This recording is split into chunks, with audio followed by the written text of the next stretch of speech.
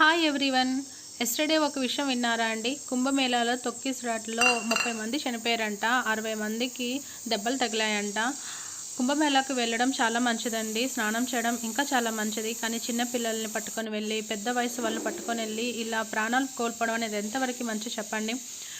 అమావాస్య రోజు స్నానం చేస్తే పుణ్యం వస్తుందా చెప్పండి? నార్మల్ డేస్లో చేస్తే రాదా? అంత క్రౌడ్ ఉంటుంది అని తెలిసి కూడా వెళ్ళారు చూడండి. అది మన మిస్టేకేనండి. అక్కడ ఉన్నోళ్ళు చాలామంది అంటున్నారు గవర్నమెంట్ చూసుకోవట్లేదు, పోలీసు వాళ్ళు చూసుకోవట్లేదని.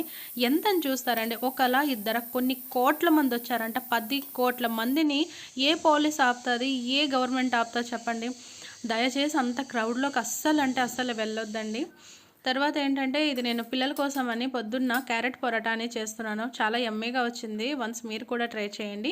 ఇది ఎలా చేయాలనేది నేను ఇప్పుడే వీడియో అప్లోడ్ చేశాను అండ్ ఈ షార్ట్ కింద డిస్క్రిప్షన్లో కూడా మీకు ఇస్తానండి. నచ్చితే మాత్రం ఒక లైక్ చేయండి.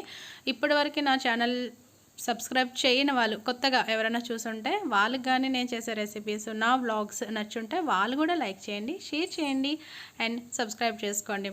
మా పిల్లలకైతే ఈరోజు నేను యమ్మీగా ఈ క్యారెట్ పొరాటా విత్ ఒక జాంకాయతో అయితే బ్రేక్ఫాస్ట్ పెట్టానండి.